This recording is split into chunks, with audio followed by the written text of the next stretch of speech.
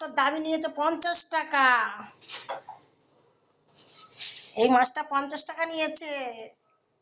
আর এই চ্যাং মাছ, এই শোল মাছটা নিয়েছে একটা 50 টাকা। 50 টাকা নিয়েছে।